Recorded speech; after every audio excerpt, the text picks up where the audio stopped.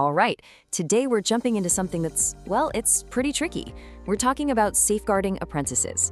And you might be asking, why is it so complex? Well, it's because they're basically living a double life, professionally speaking. They've got one foot in your training world and the other firmly planted in their employer's workplace. Yeah, let's really get into this. This quote, it just nails it. It's not just one environment we're talking about, it's two. And each one has its own vibe, its own rules, its own risks. And you're kind of the choreographer in the middle of it all. So let's actually break down what these two worlds look like. Because honestly, if we're gonna do a good job of keeping our learners safe, we've got to get our heads around the tightrope they're walking pretty much every single day. Okay, and this is where it gets really clear just how tricky this is. You've got the training environment on one side, right? That's your turf. You know the rules, you've got the support systems in place, it's all governed by education law, you're in control. But then, you've got the employer's world, and that's a whole different ballgame. It's shaped by its own unique culture, run by HR and line managers, and that's where the apprentice is spending the bulk of their time. That's their day-to-day. So let's zoom in on that employer's world for a minute. The risks there, they often go way beyond what you'd find on a typical health and safety checklist. We're talking about something deeper, their psychological well-being. Now look, every employer has these basic duties, for sure.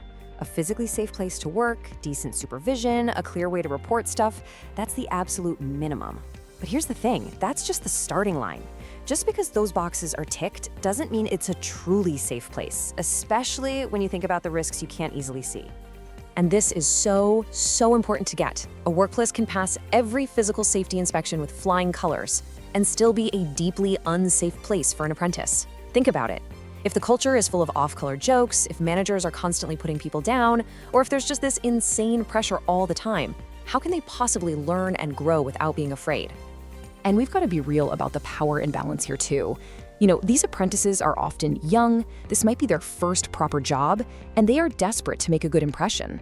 That right there puts them in a pretty vulnerable spot compared to an established manager or a longtime colleague.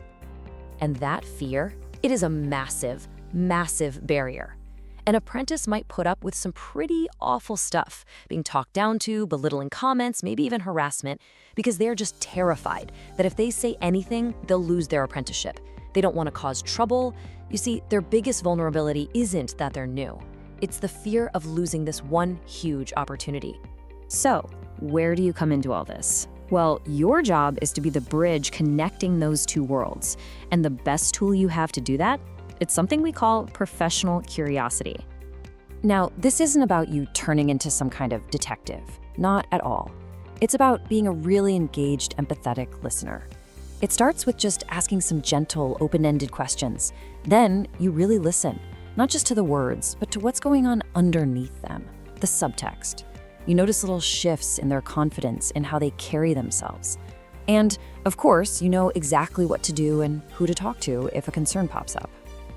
And these questions, they look pretty simple, don't they? But they are so incredibly powerful. They're not accusatory, they're just conversation starters. Just asking, what's the team atmosphere like? Or tell me about the support you get, can open up this little window into what their world is really like without making them feel like they're being interrogated. Okay, now for the interesting part. Let's talk about decoding what apprentices are actually saying. Because a lot of the time, the real story is buried in what they aren't saying out loud. So an apprentice might say this, it's just busy all the time. And hey, maybe it is just busy. But it could also be code for I am completely on my own here, or I'm drowning and nobody has a second for me. That professional curiosity is what helps you gently dig a little deeper. Whoa, okay, this one is a huge red flag. When you hear an apprentice say something like this, it tells you they're starting to accept behavior that is completely unacceptable. They've started to believe that getting shouted at is just normal, part of the job. And it's so important that you're the one to let them know, no, it's really not. And here's a really sharp listening skill to work on. Listen for the minimizing words. Words like just, only, it's nothing really. When an apprentice says, oh, it's just banter, or it's nothing really, they are very often pushing down something that is actually making them feel pretty bad. Let's look at these two scenarios. In hospitality, a manager shouting, that's a pretty clear-cut problem, right? It's going to cause anxiety. But in manufacturing, it's more subtle. It's just banter, but it might actually be really humiliating. Both situations need you to be curious to figure out what's really going on for that apprentice. So, what's the answer? Well, it's not for you to march in and become the workplace police. The real solution is to build a really strong, open partnership with the employer. And this chart really lays it out. Your role is all about the educational, safeguarding the pastoral side of things. The employer, they handle the HR stuff, performance, on-the-job safety. The roles are different, but they absolutely have to be connected. The key takeaway here is that it's a shared responsibility.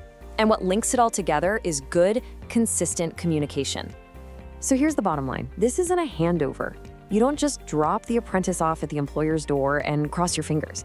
It's an ongoing partnership. Both of you are responsible for making sure that learner has an environment where they can actually thrive. And that's really what this is all about. Safeguarding isn't just about putting out fires when things go wrong. It's about building a culture, both in your world and with your employer partners, where every single apprentice feels safe.